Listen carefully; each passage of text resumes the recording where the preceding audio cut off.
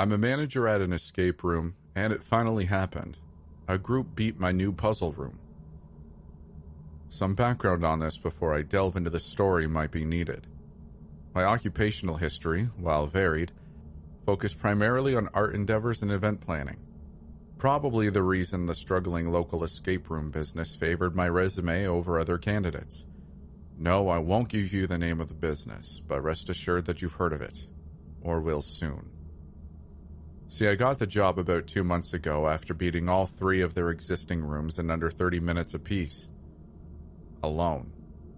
For those uninitiated few, most escape rooms give you a 1-hour limit and provide you with hints throughout to keep your progress moving, and many invite groups as large as 10 to participate in the experience. Hey, being a trivia whiz actually paid off for once in my life, so sue me. I was given the task of designing a 4th room for the company to try and boost sales, and I promised to give the owner the ultimate in-room experiences. I suppose I lived up to that promise, if nothing else. With the impending Halloween season in mind, I began to draw up plans for puzzles, riddles, set designs, and all the associated embellishments they would require, along with a new twist, the introduction of employee actors into the room as an integrated part of the group. These individuals could be incorporated in 2 ways, either as a paying customer or as an integral plot element to the room's story, depending on the makeup of the actual paying group. We cleared out the basement of the building for this new addition, and I drafted up plans for 3 distinct variations to be reviewed and ultimately selected by the owner: the Haunted Tomb, Lair of Nosferatu, and Dante's Inferno. She decided to move forward with the Inferno theme, hoping the edgier nature would draw more people during the normally slow fall season. If you aren't familiar, most escape rooms are quite family-friendly, if boring for younger kids, and it was working against this model that we were hoping to draw a new crowd. It worked. After a month of off-hour renovations and new training programs implemented for the existing employees, as well as hiring 2 trained actors and a makeup artist, the new room was ready for business. Now, I'm generally not one to toot my own horn, but the design was slicker than the water off a duck's ass. Crimson colors, black furniture with all the necessary modifications for trapdoors and secret compartments, murals on the walls of nightmarish landscape, even a completely redesigned torture rack that would be manned by one of our new actors. The room looked like it walked right out of Eli Roth's Wet Dreams when we were done with it. The puzzles were nearly unbeatable as well. It opened up at the beginning of August and was immediately booked up solid for the season, as far out as the middle of November. It was covered on the news. We invited all the biggest brains, everyone we knew, to beat the room. The best part? No one could. Inferno went 123-0, remarkably with no complaints about the difficulty. People saw it as a challenge, a true experience. The ambience, the actors, the puzzles. Everyone who stepped foot in that room raved about it, even though it bested every single one. Until today. As of 1:37 p.m. Eastern Standard Time on August 26, 2019, Inferno was the undeniable champion of escape rooms. As of 1:38, the first group escaped. It was an unassuming family of 4 who finally escaped. A father and mother in their mid-50s, just past their prime enough to be sporting wrinkles, but enough of a curiosity to be excited. An older son who had to be verging on 20, who carried with him an air of intellectual superiority reserved for a seasoned escape room pro. And a teenage daughter in the blackest hoodie I'd ever seen, with the eyeliner and attitude to match. I paired them up with Rachel, our best actor, who I knew could really sell her role as a tortured denizens of hell. Rachel took her place in the torture rack before I admitted the group to the room. I watched the group's progress on our monitors from the floor above, knowing that Rachel, once freed, would be providing most of the clues to the participants, just enough to keep them going, but not enough to solve the major puzzles and riddles. They were greeted with a dark room and Rachel's mock screams of anguish. Unfazed, the goth daughter managed to whip through the first 3 easy puzzles and get the key to free Rachel. who took up her accustomed place in the corner, rocking back and forth as if traumatized. Though the audio wasn't great in our system, I knew she would be muttering the answer to the next part under her breath. They were sitting at below average time of 22 minutes when the son managed to open the secret chamber at the back of the room. Even I was impressed. Here's where things started to get odd. The monitors started cutting in and out, obscuring my view of the room for precious seconds at a time. Rachel was up and wandering around like she was lost, going off script for the first time since she was hired, to the best of my knowledge. Between flickers of static, I saw the parents putting their collective knowledge together to gain access to a scorched chest in the newly opened part of the room. Red light poured into the darkened room as its contents were revealed. Rachel's face suddenly appeared directly in front of the main camera, but I couldn't make out what she was saying. The audio must have gone on the fritz as well. Her eyes had a strange glassy sheen to them. The family rooted around the chest, and within another 2 minutes they had completed the next part of the challenge. That was when I heard it. Thuds like the footfalls of a giant creature, coming from the basement and almost loud enough to feel in the center of your chest, like the bass drum at the front row of a rock concert. It was not normal, not part of the experience. The family, for their part, didn't seem to notice, but Rachel, a veteran of this room, did. Her face was now filled with fear. They were 35 minutes in and on the brink of beating Inferno. Not only were they close, but the time was almost unbelievable. The entire building shuddered as the last lock was removed from the door. The lights in the room cut out completely. Here was the final test. Few had made it this far. One ultimate test to open the door to freedom. I called it the sacrifice. Now let me explain, as it will come up soon, I'm sure. In the very first cabinet is a bottle of pig's blood, kept fresh by a local butcher shop. This is hinted at by a poem emblazoned on the exit door, and the handle of the door contains a moisture-sensitive compound that extends when a certain amount of liquid is introduced. This allows the internal mechanism of the handle to align and be turned. Quite ingenious, if I do say so myself. The lights in the room flickered back on momentarily, and I gasped. The daughter had a pocket knife. In between fits of static, I watched her slide it across her open palm. She grasped the handle and turned it. White light flooded the room and the cameras cleared at last. There was a huge dark shadow at the back of the room, looming like a thundercloud. The family, along with Rachel, ran out the door. The time was 1:38 p.m.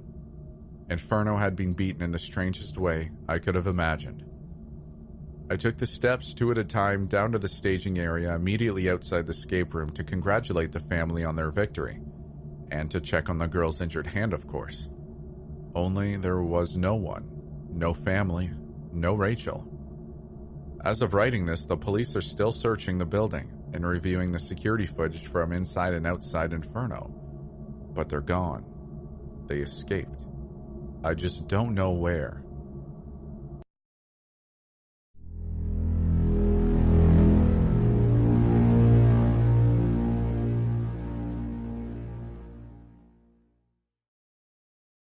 Today marks the 20th anniversary of my father's death, taken away by a single, senseless act. It just so happens that today is also my birthday. He'd been working late, as he often did, regardless of birthdays or holidays. I understood it was a painful memory for him.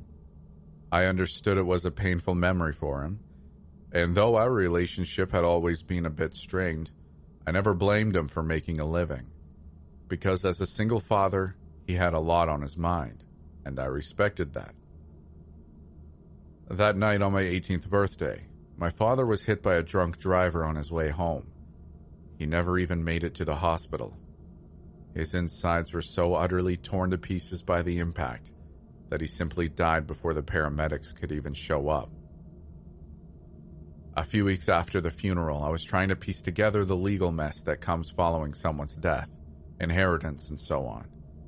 It certainly wasn't anything a teenager should have to deal with, but I was alone. No close family. No one to guide me through the world. Ironically, his lawyer seemed to know more about my father than myself. After dealing with whatever assets left behind, he'd been given a set of instructions, all prepared by my father should he meet an untimely demise. I signed all the necessary documents and was given some advice on how to survive the loss of a loved one. Then I received a letter. It was wrapped in a beautiful silver envelope, only decorated with my name. I opened it, careful not to rip it apart, and started reading. Dear Richard, I'll start this letter by admitting to one undeniable truth. I'm not a good man, and I've been an even crappier father. I've made plenty of mistakes, left too many things unsaid. I could make up the excuse that I'm simply a product of my time and the people that raised me, but I'll cut through the bull crap and just apologize. Your mother died while giving birth. It's a hard fact to live with, and though I've seemed cold at times, I need you to know that I never blamed you for any of it. How could I? You came into this world as a beautiful little creature, never asking for life, yet appreciating every moment of it. I'm writing this on your birthday. You've just turned 18, and I'm staying behind at work to finish this up. I don't think I'll hand it to you yet. I'm still not done dealing with my own issues. But I promise that as soon as I'm able to man up, I'll tell you all the things I should have as you grew up. That I'm proud of you. That I love you. I wish I could say this to your face, but I'm a coward. Taught myself that emotions are for the weak. So for now, I'll put this on paper. It'll be waiting among my other things and my last will and testament, should anything ever happen to me. But that'll hopefully be many years from now, and by then you won't even need this letter to remind you. You're a better man than me, Rick. I hope you know that. I'm sorry I haven't been a better father, but I promise I'll change. I love you. Dad. My father had died the same day he wrote that letter. He probably instructed the secretary to send the letter to his lawyer in the morning. I don't really know how else they would have gotten a hold of it. I read the letter a couple of more times before folding it neatly back up. Then I just sat down on the floor and cried. I kept it together for so long. I never shed a tear as the police officer handed me the news, and I continued my cold appearance throughout the funeral proceedings. Because he was right. We'd never been close, and I never thought he loved me. But hearing these simple words, though only from a piece of paper, was far more than I could handle. I dug up some old photo albums from my childhood, sifting through them and realizing he always seemed happy, smiling wide in each photo as I turned the pages. Seeing those memories in a new light truly broke my heart. We'd left so much unsaid, but all the emotions were there, shown through the smiles on our faces and the moments we shared. That's what truly mattered. Not the words that could have been said, but the time spent together. And that would have been it. My father had passed and life moved on. I kept the small house for myself. It was already bought and paid for, and I kept on with my studies. Then 1 year later, on my birthday, I received another letter. It was in a beautiful silver envelope just like the last one, encased in a pattern of vines and bizarre-looking symbols, just small enough to remain hidden at first glance. In the center, it simply said my name, written crudely, but not without charm. His handwriting was unmistakable. The letter without a doubt came from my father. But how had he sent it 1 year past his demise? I thought about it briefly and figured he must have instructed his lawyer to send a letter on my birthday each year. It sounded unlike something he would have done, but I'd already been surprised the last year, so I just opened it and started reading. Dear Richard, where do I begin? I'm not even sure if this letter will reach you considering where I am, but I'm giving it a shot anyway. It's been exactly 1 year since my death, though I have to admit, time works a bit differently here. It feels like 100 years have passed since you turned 18, yet I know that for you, only 1 year has gone by. I'm not much of a poet, but I'm sure not even Edgar Allan Poe could have found the words to describe the beauty of this place. It's simply put, unbelievable. You need to know that I never suffered. The car hit me at such a speed that it killed me instantly. No pain, nor any memory from the incident. My world just disappeared. And a moment later, I woke up surrounded by the most beautiful light. Where here is, I'm not exactly sure. I suppose it's heaven, though I can't say exactly what I did to deserve such a gift. It's like a city stretching endlessly as far as I can possibly see. Buildings, spires, covered in silver, that stretch up into the sky, hiding among the clouds above. Perfectly constructed, and each magnificent in their own way. There are no horizons here. The world only ends when it's too far away to comprehend, just tiny figures dancing in the distance. But it's beautiful nonetheless, enveloped in colors I never knew existed. It's perfect. We don't feel hunger, thirst, nor tiredness, yet the food is bountiful and always tastes exquisite. I don't need it, but it's a joy to feast nonetheless, never feeling too full, never gaining nor losing weight. There are some things I can't tell you. The guards, or angels, I'm not sure what to call them, but they're telling me I have to follow the rules. Upon asking, they simply scoffed and told me to figure it out on my own. They're certainly not the beautiful creatures I expected them to be, but that doesn't really matter. What matters is I'm looking for your mother, but in an endless city that's easier said than done. There's really no register here, so no one can actually tell me where to find anyone. Though I suppose with eternity ahead of me, I'll just have to keep looking. The population is strangely scattered here, and none I spoke to have been here for more than 5 years. I suspect there's some kind of hierarchy in place, or maybe we have to wander further into the city to find our loved ones. It's a lot to take in, and wish I could tell you more, but now I need to go. In any case, I love you, Rick. I wish I had said that while I was still alive, but at the very least, this is better than nothing. Love, Dad. I wasn't sure how to react. Sure, it was his handwriting, but it had to be some kind of joke. I called up his old lawyer and asked if he'd sent the letter on behalf of my father. He denied it, saying his job had ended the moment I signed over my father's remaining assets here on Earth. Next, I turned to the few friends I had, interrogated them about the letter without revealing its content. They acted innocent, which made me feel guilty. They'd been great as long as I've known them. They're always there for me, and without them I couldn't have survived the passing of my father. So without any further solutions, I let it go. I put the letter alongside the rest of my father's belongings and forced myself to move on. I almost forgot. I truly did. Then the third letter arrived, yet again on my birthday exactly 1 year later. Dear Richard, I found her. After an impossibly long search, I finally found her. Your mother, Helen, the love of my life. I knew she had to be here. She'd always been one of the best people I knew. I guess I should explain. As I said in my last letter, time doesn't flow as you'd expect. At least not here. Despite that, we keep track of it just like we do back on Earth. I suppose it makes it easier to look out for our loved ones. It just feels longer. Your mother, she's not exactly herself. I found her on top of one of the spires. Rick, I've never seen her like this. She looks nothing like the woman I knew and loved before, yet I know it's her. I can feel it in my heart. She's so skinny, emaciated, and on the brink of starvation.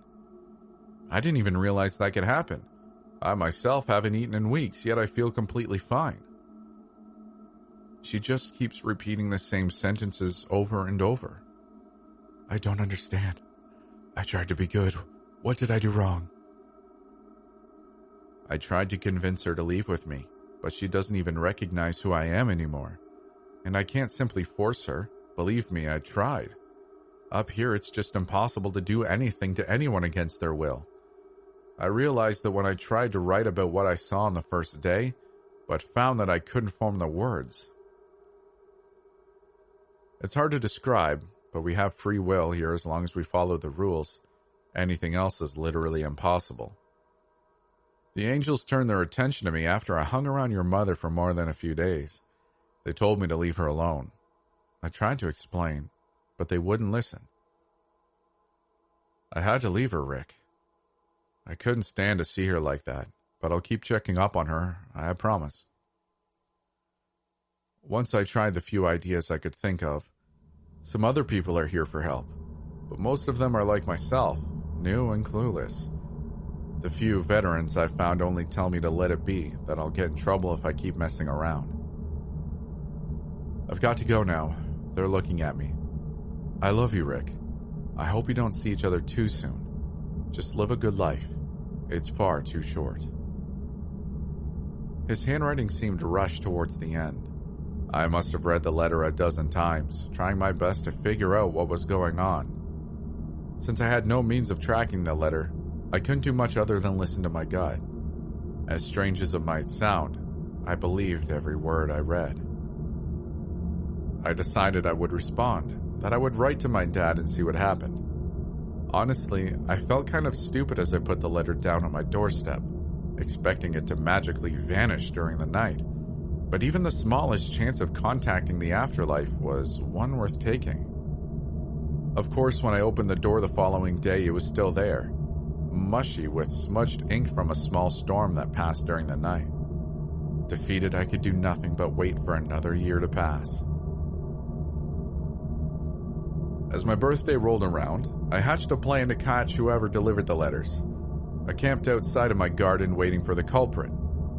Hours passed. I waited from the early hours, and as midday arrived, I decided to call it quits and head back inside.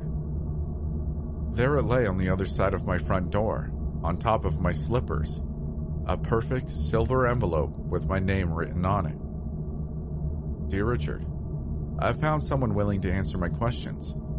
They claim they've kept an eye on me for some time, but that I wasn't ready to see them, hoping I'd one day come around. I'm not exactly sure what they meant by ready, but they say that until I see what this place truly is, I won't understand. Unlike my other companions, these people weren't smiling. They didn't seem healthy, but appeared as sickly, twisted human beings that have long since forgotten who they once were. They gave me a heads up, though. The time only passes as fast as we need it to. That a year can feel like a century, or it can pass by in a week, whatever that means. They mentioned something they simply refer to as the Dome. They say it's in the center of this city, an almost impossible distance away. They offered to take me there once I'm ready, but I can't. I need to stay. I have to take care of your mother. Of course, the Silver City still stands tall and magnificent, but the food has lost its taste. Drinks just feel unnecessary. I've indulged on occasion, trying to recreate the feelings I had when I first arrived here, but to no avail. My only purpose now is to find a way of reconnecting with your mother. I know I can get through to her. I just need to find a way.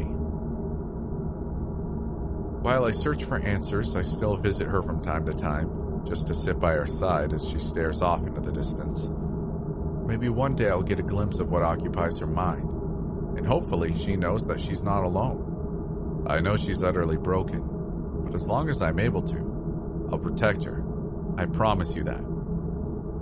Happy birthday, Rick. I'm happy I have the opportunity to stay in touch, even if it's impossible for you to respond. I love you, Dad.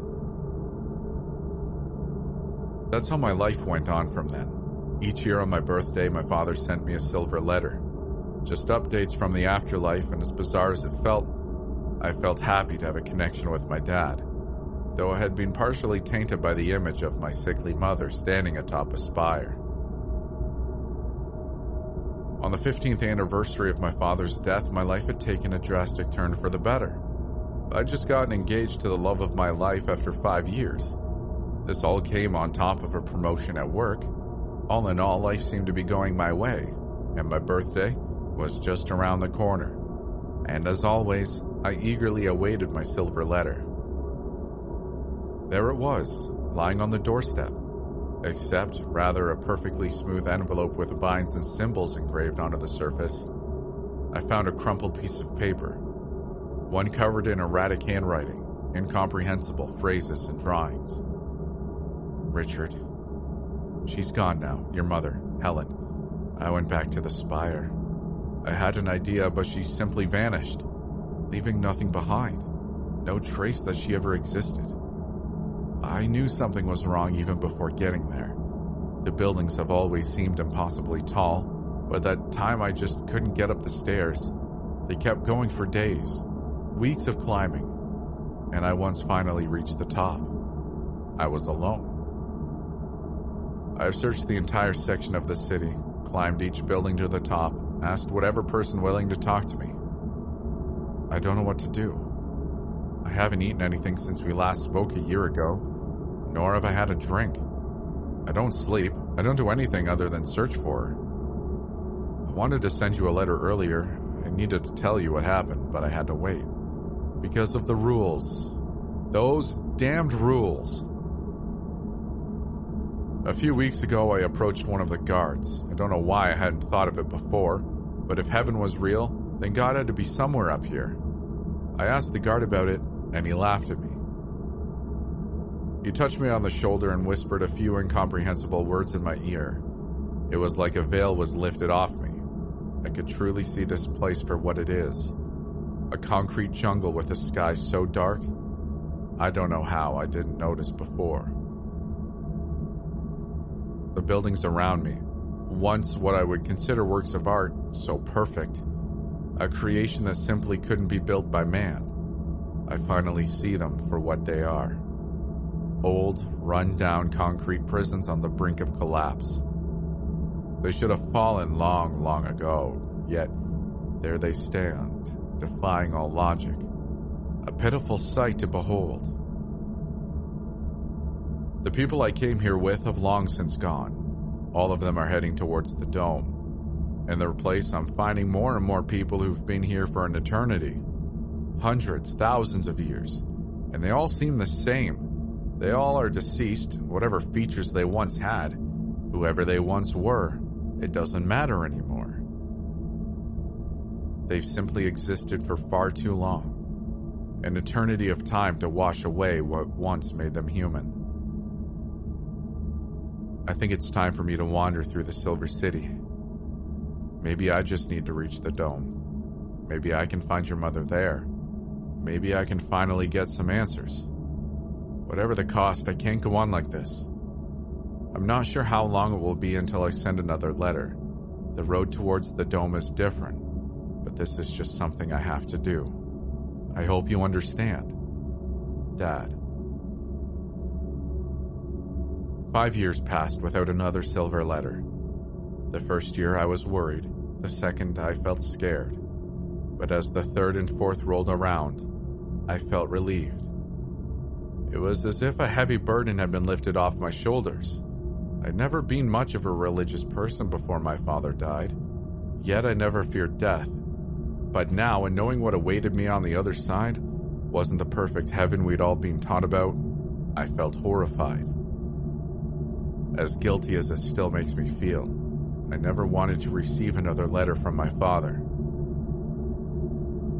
Then, we arrive at today, my birthday. It's the 20th anniversary of my father's death. As a habit, the first thing I did in the morning was to check the front door. There on the ground lay a silver envelope. I picked it up in uncomfortable anticipation. My heart raced as I held it with trembling hands.